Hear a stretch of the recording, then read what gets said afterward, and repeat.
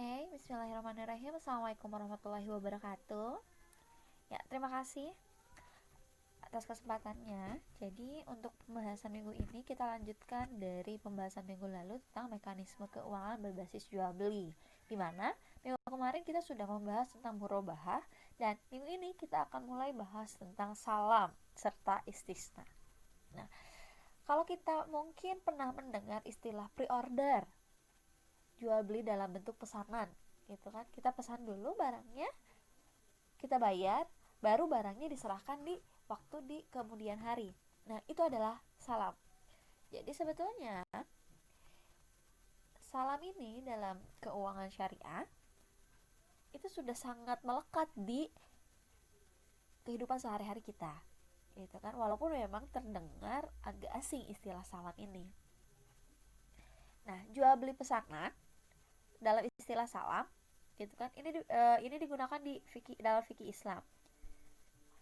Nah, salam ini biasanya digunakan oleh dulu sama orang-orang penduduk Hijaz. Ya, ada juga selain salam, jikalau misalnya teman-teman mendapatkan referensi lain bahwa salam ini disebut dengan salaf. Nah, salam ini sebetulnya memiliki arti yang sama gitu. Nah, biasanya istilah salaf ini digunakan oleh orang-orang Irak. Jadi ketika teman-teman nanti mencari referensi lain tentang salaf, lalu munculnya tentang salaf, teman-teman jangan bingung karena salam dan salaf ini memiliki arti yang sama gitu kan, walaupun dari kata yang berbeda. Oke, kita mulai bahas ya. Apa itu definisi salam? Ya, salam berarti jual beli barang yang ditangguhkan dengan menentukan sifatnya ketika akad dan harganya dibayar di muka. Ini menurut Sabik. Definisi selanjutnya itu tentang salam dari Wahbah Zuhaili. Salam berarti jual beli sesuatu yang disifatkan dalam perjanjian dengan ras al-mal atau modal yang didahulukan dan penyerahan barang diakhirkan untuk ditangguhkan. Jadi salam ini secara simpelnya kita bayar dulu di awal, kita pesan, kita bayar di awal, lunas, cash secara langsung pada saat kontrak. Nah, nanti barangnya diserahkan ke kemudian. Jadi penyerahan barangnya itu nggak bareng dengan nggak bareng dengan ketika pas bayar ya gitu. Jadi kita bayar dulu lunas, nanti ketika sudah oke, barangnya baru dikirim. Nah, menurut Syafi'i Antonio, ini menurut Muhammad dalam bukunya Syafi'i Antonio di Bank Syariah, salam berarti pembelian barang yang diserahkan di kemudian hari, sedangkan pembayarannya dilakukan di muka. Oke, teman-teman, contoh simpelnya kayak jual beli online. Teman-teman, kita lihat jual beli online, teman-teman dia suka barang yang A dengan kriteria seperti ABCD, spesifikasinya dan lain sebagainya, teman-teman sudah oke, sesuai. Ketika sudah deal, harganya sekian misalnya, teman-teman bayar. Nah, ketika bayar sudah, barangnya kan nggak langsung dikirim pas saat kita bayar, tapi barangnya itu dikirim di kemudian hari. Misalnya H+1 setelah bayar, H+2 setelah bayar baru ada pengiriman gitu kan. Nah, itu adalah jual beli salam. Tapi ingat, pembayarannya di muka secara cash, spesifikasi barangnya sudah harus sangat jelas, dan waktu penyerahannya pun harus jelas kita ketahui. Itu salam. Jadi sebetulnya implementasi akad salam ini sudah sangat melekat di dalam diri kita semua gitu kan, walaupun istilahnya baru kita. Nah, dasar hukumnya sebetulnya dalam ayat Al-Quran tidak dijelaskan spesifik tentang dasar hukum salam ya. Nah, cuman teman-teman bisa lihat di Quran surat Al-Baqarah ayat 282. Teman-teman bisa baca sendiri. Hai orang-orang yang beriman, apabila kamu bermuamalah tidak secara tunai atau untuk waktu yang ditentukan, hendaklah kamu menuliskannya. Dan hendaklah seorang penulis di antara kamu menuliskannya dengan benar, dan janganlah penulis enggan menuliskannya sebagaimana Allah mengajarkannya. Maka hendaklah ia menulis, dan hendaklah orang yang berhutang itu mengimlakkan atau apa yang ditulis itu. dan hendaklah ia bertakwa kepada Allah Tuhannya dan janganlah ia mengurangi sedikit pun daripada hutangnya. Jadi ini menandakan bahwa ketika jual beli itu tidak secara tunai langsung selesai pada hari itu juga, hendaklah kita mencatat transaksi jual beli tersebut atau transaksi muamalah tersebut, bukan hanya jual beli. Nah, ini hadis lain dari riwayat Bukhari, telah menceritakan kepada kami Abu Nuaim, telah menceritakan kepada kami Sufyan dari Ibnu Abi Najih, dari Abdullah bin Katsir, dari Abu Al-Minhal, dari Ibnu Abbas radhiyallahu anhu berkata, ketika Rasulullah Shallallahu alaihi wasallam tiba di Madinah, orang-orang mempraktikkan jual beli buah-buahan dengan sistem salaf, yaitu membayar di muka dan diterima barangnya setelah kurun waktu 2 atau 3 tahun. Maka beliau bersabda, lakukanlah jual beli salaf pada buah-buahan dengan takaran sampai waktu yang diketahui pasti. Dan berkata Abdullah bin Al-Walid, telah menceritakan kepada kami Sufyan, telah menceritakan kepada kami Ibnu Abi Najih, dan berkata, dengan takaran dan timbangan yang diketahui pasti. Jadi uangnya di muka, kita bayarnya lunas, tapi penyerahannya itu disepakati waktunya kapan gitu kan. Jadi barangnya jelas, ada ukurannya jelas, terus penyerahan barang kapannya pun harus kita ketahui dengan pasti. Jadi tidak akan ada tumpang tindih ketika proses jual beli. Tidak ada keraguan-raguan, tidak ada kesamaran ataupun lebih mendekati kegororan, nggak ada. Gitu. Nah, menurut fatwa DSN MUI ada nomor 5 garis miring DSN MUI garis miring 4 tahun 2000 tentang jual beli salam. Nanti kita akan bahas di sini ya. Jadi ada 5 ya. Muslim Ileh, Muslim Fi, Ras Almal, dan Sigot.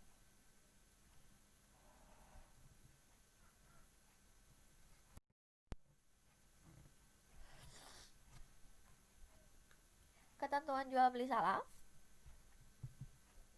Pertama, ada ketentuan pembayaran. Apa saja di ketentuan pembayaran? Alat bayarnya harus diketahui jumlah dan bentuknya, baik berupa uang, barang, atau manfaat. Jadi jelas kita mau bayar pakai apa nih, gitu kan, dalam jual beli salam ini. Yang kedua, pembayaran harus dilakukan pada saat kontrak disepakati. Jadi kalau jual beli salam, itu pembayarannya pada saat kontrak dan harus cash lunas, kontan gitu kan. Jadi nggak ada tuh istilah salam utang gitu kan, bayarnya nggak ada.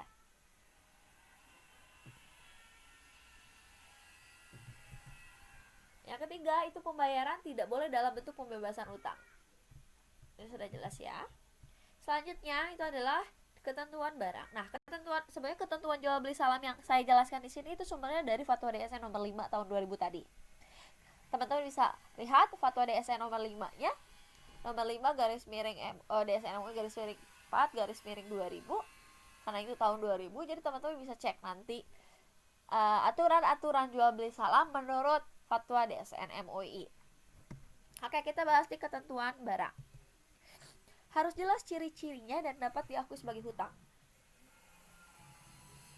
Ya, jadi spesifikasi barang itu harus jelas, kita tahu, kita sepakati pun harus jelas. Yang kedua, harus dapat dijelaskan spesifikasinya. Sama ya, mirip lah nomor 1, nomor 2. Penyerahannya dilakukan kemudian, jadi waktunya itu waktu penyerahannya itu nggak bareng sama ketika kontrak terjadi. Nah, waktu dan tempat penyerahan barang harus ditetapkan berdasarkan kesepakatan. Jadi waktu pengiriman itu harus kita sepakati dulu, tempatnya pun harus kita sepakati. Pembeli tidak boleh menjual barang sebelum menerimanya. Tidak boleh menukar barang kecuali dengan barang sejenis sesuai dengan kesepakatan. Oke. Ketentuan jual beli salam ketiga itu adalah tentang penyerahan barang sebelum atau pada waktunya. Oke, yang pertama, penjual harus menyerahkan barang tepat pada waktunya dengan kualitas dan jumlah yang telah disepakati. Jadi harus sesuai dengan apa yang dijanjikan, apa yang disepakati. Terus yang kedua, jika penjual menyerahkan barang dengan kualitas yang lebih tinggi, penjual itu nggak boleh minta tambahan harga. Jadi misalnya nih, kesepakatan bahwa jeruknya, misalnya kita beli jeruk. Nah, jeruk itu kualitasnya itu lebih bagus daripada yang sebelumnya. gitu. Tapi si penjual tuh ingin ngirim jeruk yang itu gitu kan. Jadi terus sekonyong-konyong karena dia itu merasa bahwa jeruk itu adalah kualitasnya lebih tinggi gitu kan. Jadi dia sekonyong-konyong minta uang tambahan kepada si pembeli. Saya ngasih jeruk yang lebih bagus kata gitu. Jadi harus ada tambahan. Nah itu nggak boleh. Itu adalah risiko dari penjual. Suruh siapa dia ngasih apa barang yang kualitasnya lebih tinggi daripada yang dipesan. Jadi dia nggak boleh minta tambahan harga.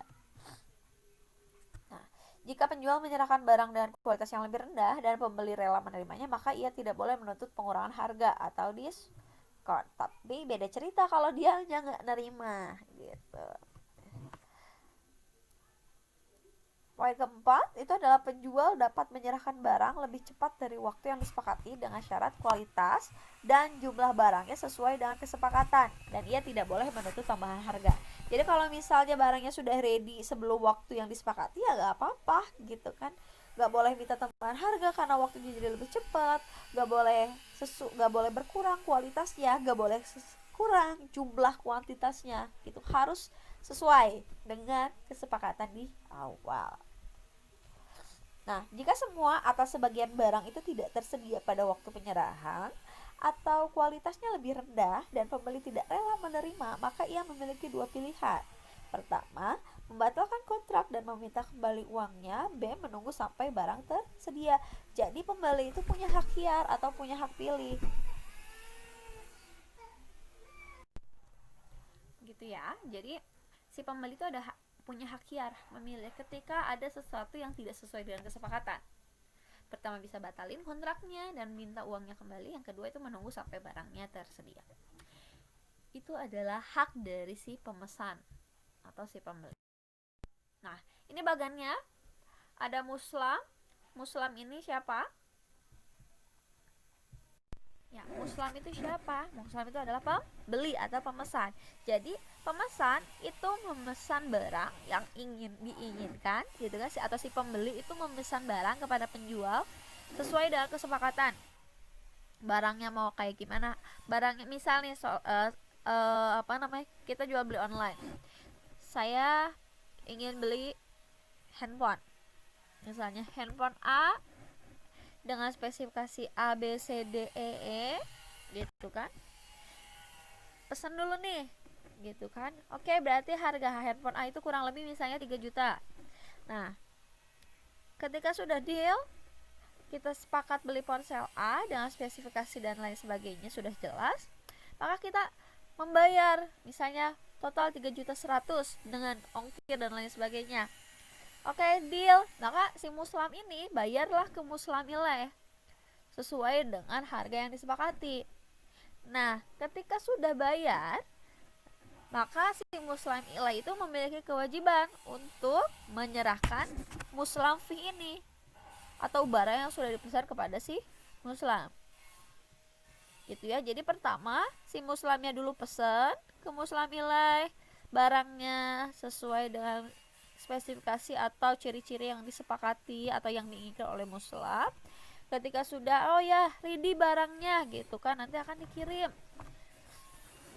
Ketika proses ijab kabul, nah si muslam ini harus membayar secara tunai kepada muslamileh. Nah, setelah pembayarannya selesai, maka muslamileh berkewajiban mengirimkan barang atau muslamfi kepada muslim. Jadi bayar dulu, ketika akan udah bayar nanti barangnya diserahkan ke kemudian di lain waktu sesuai di waktunya itu sesuai yang disepakati. Misalnya H+1 dikirim, H+2 dikirim, H+3 dikirim, nyampainya kurang lebih sekian.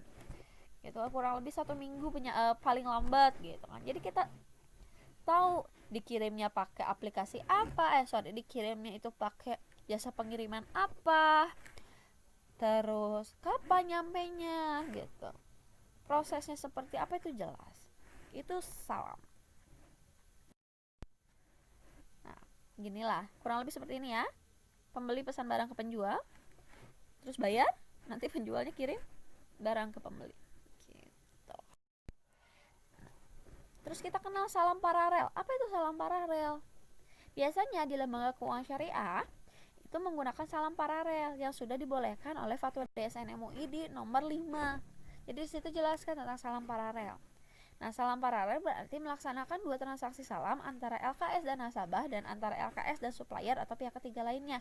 Jadi dua akad salam ini dilakukan dua kali.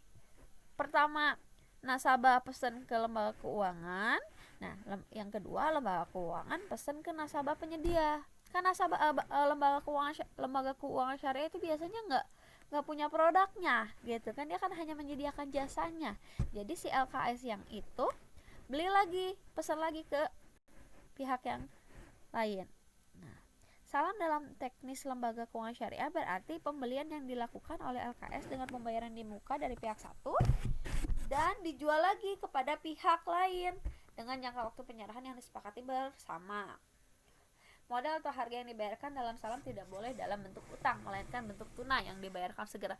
Jadi nggak ada tuh yang kredit pakai salam, gitu kan. Dan biasanya salam paralel ini dipakai oleh lembaga pembiayaan atau koperasi-koperasi, karena biasanya akad salam ini dalam lembaga keuangan dipergunakan untuk penyediaan barang tani, ya, buah-buahan, terus padi, ya pokoknya segala bentuk dalam jual beli pertanian itu biasanya pakai salam. Jadi kita pesan dulu di awal, bayar di awal, nanti penyerahannya di kemudian hari, misalnya ketika panen, gitu, baru dikirim, gitu ya.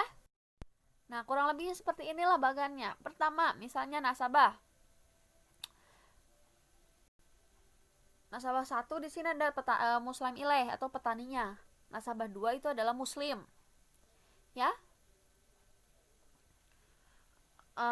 Dia pertama lihat nomor 1A itu negosiasi dulu, oke, deal nih, gitu kan. Sebetulnya akadnya itu nanti ketika si petani akad dulu sama bank. Jadi pertama si nasabah kedua dulu, si pemesan ke bank negosiasi. Nah, selanjutnya negosiasi dari bank ke petani. Misalnya nasabahnya saya ingin beli beras 1 ton karena beras itu sangat langka, gitu kan, misal. Pesan beras 1 ton ke bank. Nah, bank pun pesan ke sini dulu. Bank pesan dulu ke nasabah yang pertama tuh muslim ilaih penyedianya. Karena kan bank nggak produksi beras ya. Nah, gitu, sudah nih negosiasi akad, negosiasi dulu, terus misalnya udah akad, bayarlah. Nah, berarti kan si beras ini sudah milik bank nih. Nah, lalu si nasabah ini membayar ke bank dengan total harga beras 1 ton itu. Nah, ketika sudah, barulah si petani ini kirim barang ke nasabah atau ke pembelinya, gitu. Jadi si bank di sini hanya sebagai perantara. Oke, itu salam. Lanjut kita ke istisna atau purchase by manufacturer. Nah, jual beli atau pesanan dengan proses pembuatan. Jadi sebetulnya istisna ini adalah bagian khusus dari salam. Jadi mirip-mirip lah sama salam, gitu kan, nggak berbeda jauh, gitu kan. Tapi ada pokok perbedaannya antara istisna dan salam. Kalau sama-sama aja ngapain dibedain ya, gitu. Oke, kita masuk ke istisna. Definisinya apa? Berarti akad di mana Sony si pembuat membuat sesuatu dalam perjanjian, itu dalam menjual sesuatu yang dibuat oleh Shani dengan bahan yang pekerjaan berasal dari Shani. Jadi ada proses pembuatan, jual beli yang dilakukan dengan proses pembuatan. Nah, menurut Said Sabiq, membeli sesuatu yang dibuat sesuai pesanan. Jadi ingat, yang dibuat. Jadi ada proses pembuatan dulu nih. Kalau istisna, kalau salam, barangnya itu sudah nggak usah dibuat lagi karena memang sudah ada. Jadi kita hanya membutuhkan proses barang itu sudah ready aja. Tapi kalau misalnya istisna, ini adalah pesanan jual beli yang memang kita mengalami proses pembuatannya terlebih dahulu. Nah, dasar hukumnya apa? Sebetulnya sama ya, dasar hukumnya seperti dari jual beli salam. Bedanya di fatwa DSN karena memang belum ada yang spesifik, gitu kan. Fatwa DSN MUI nomor 6 garis miring DSN MUI garis miring 4 garis miring 2000 tentang jual beli istisna. Nah, rukun istisna pemesan mustashni. Maaf itu agak tipe ya, mustashni harusnya. Yang kedua itu adalah shani, penjual atau pembeli, penjual atau pembuat. Yang ketiga itu adalah masnu, barangnya. Yang keempat itu adalah sikat dan ijab. Nah, ketentuannya pertama ada ketentuan tentang pembayaran. Alat bayar harus diketahui jumlah dan bentuknya, baik berupa uang, barang, ataupun manfaat. Nah, ketentuan istisna ini berdasarkan dari Fatwa DSN nomor 6 tahun 2000 tentang jual beli istisna. Pembayaran dilakukan dengan kesepakatan. Jadi, proses pembayarannya, kalau tadi salam itu harus cash di awal ketika kontrak, nah kalau istisna beda. Pembayarannya itu sesuai dengan kesepakatan. Bisa cash, bisa diangsur, bisa dibayar di muka, bisa bayar di tengah, bisa bayar di akhir. Tapi itu sesuai dengan kesepakatan antara shani dengan mustasni, antara penjual dan pembeli, antara pemesan dan pembuat. Gitu. Berarti kita udah ketemu ya beberapa perbedaan antara istisna dan salam. Tadi apa? Kalau salam itu harus dibuat barangnya, tapi istisna ada proses pembuatan. Yang kedua, kalau salam bayar itu harus cash di awal ketika kontrak atau ketika akad. Tapi kalau istisna pembayarannya sesuai kesepakatan. Pembayaran tidak boleh dalam pembebasan. Ya. Oke, ketentuan yang kedua itu adalah ketentuan tentang barang. Harus jelas ciri-cirinya dan dapat diketahui sebagai hutang. Kedua, harus dapat dijelaskan spesifikasinya jadi jelas. Ketiga, penyerahannya dilakukan kemudian. Yang keempat, waktu dan tempat penyerahan barang harus ditetapkan berdasarkan kesepakatan. Yang selanjutnya, mustasni tidak boleh menjual barang sebelum menerima barang tersebut. Yang selanjutnya, tidak boleh menukar barang kecuali dengan barang sejenis sesuai dengan kesepakatan. Dalam hal terdapat cacat atau barang tidak sesuai dengan kesepakatan, pemesan memiliki hak khiar untuk melanjutkan atau membatalkan akad. Jadi kalau misalnya kita pesan terus barang yang nggak sesuai dengan apa yang kita inginkan, yang nggak sesuai dengan ketentuan waktu kesepakatan, itu kita punya hak khiar. Pertama itu bisa melanjutkan dan menerima, yang kedua bisa membatalkan. Oke, ini skema istisna. Nah, simpel ya. Pemesan mustashin ini pesan barang sesuai dengan apa yang diinginkan, produsen ataupun shani memproduksi barang, gitu kan. Baru setelahnya selesai kirim, gitu. Jadi pesan dulu, barangnya dibuatkan dulu, baru dikirim. Nah, untuk pembayarannya itu bisa dilakukan sesuai dengan kesepakatan.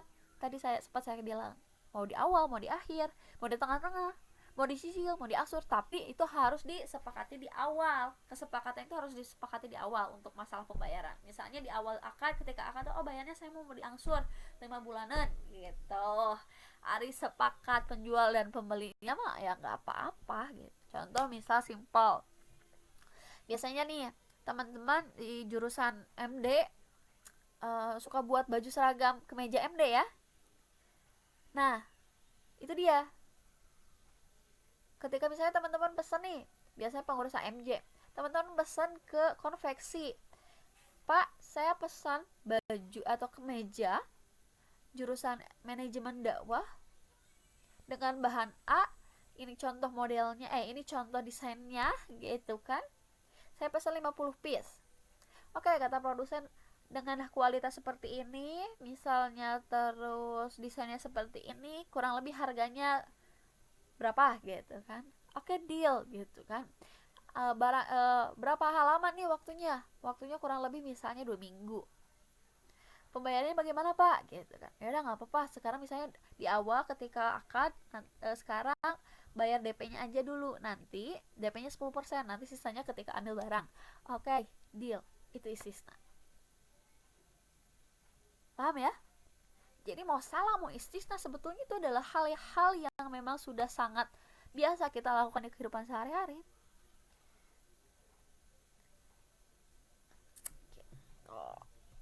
Begitupun dengan salam, istisna pun ada paralelnya ketika diimplementasikan di lembaga keuangan. Nah, contoh ini di bank. Pertama, nasabah pesan barang ke bank gitu kan, dengan spesifikasi dan sebagainya. bank minta dibuatkan ke Sony, terus bank itu melakukan akad istisna dulu ke Sony gitu kan, baru misalnya sudah deal, oke, gitu kan,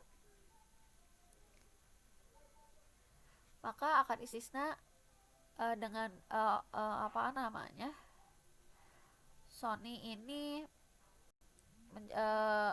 apa namanya, nasabah pemesan mustasni ini barulah akad dengan si bank gitu kan. Kalau misalnya sudah selesai baru kirim, itulah kurang lebih seperti itu. Nah, ini simpelnya seperti inilah kalau teman-teman pusing dengan skema yang sebelumnya. Nah, nasabah pesan ke LKS, lalu LKS itu pesan ke nasabah penyedia jual ke LKS, baru LKS jual ke nasabah pemesan. Gitu. Nah, ini adalah beberapa perbandingan antara salam dan istisna. Pertama dari pokok kontrak. Kalau salam itu subjeknya itu dimuslamfi, objek barangnya itu dimuslamfi. Istisna namanya masnu. Nah, barang yang ditangguhkan sesuai spesifikasi yang disepakati. Jika salam, barangnya sudah ready dan siap kirim, jadi hanya misalnya memindahkan tempat lah gitu kan, barangnya udah ada. Ataupun misalnya kayak tadi buah-buahan kan nggak ada proses pembuatan ya, yaitu pertanian dan lain sebagainya. Namun untuk masnu menjalani proses pembuatan terlebih dahulu. Harga dibayar cash saat kontrak, namun kalau istisna itu sesuai dengan sepakatan, bisa di awal kontrak, di akhir bisa cash ataupun diangsur. Nah, harga pembayaran ini sebetulnya adalah perbedaan utama antara salam dan istisna. Sifat kontrak mengikat dan istisna tidak mengikat. Maksudnya apa?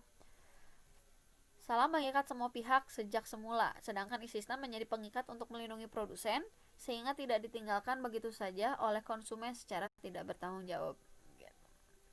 Kontrak paralel, kalau misalnya salam itu salam paralel, istisna itu adalah istisna paralel.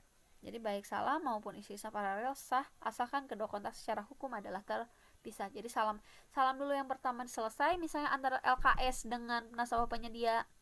Selanjutnya ketika itu sudah selesai, maka salam yang kedua itu dilakukan antara LKS dan nasabah pemesan. Begitu ya. Oke, penjelasan kali ini mungkin cukup sekian. Terima kasih atas perhatian teman-teman. Semoga bermanfaat. Jikalau ada yang ditanyakan bisa kita mulai diskusi ya di grup WhatsApp kita. Terima kasih. Assalamualaikum warahmatullahi wabarakatuh.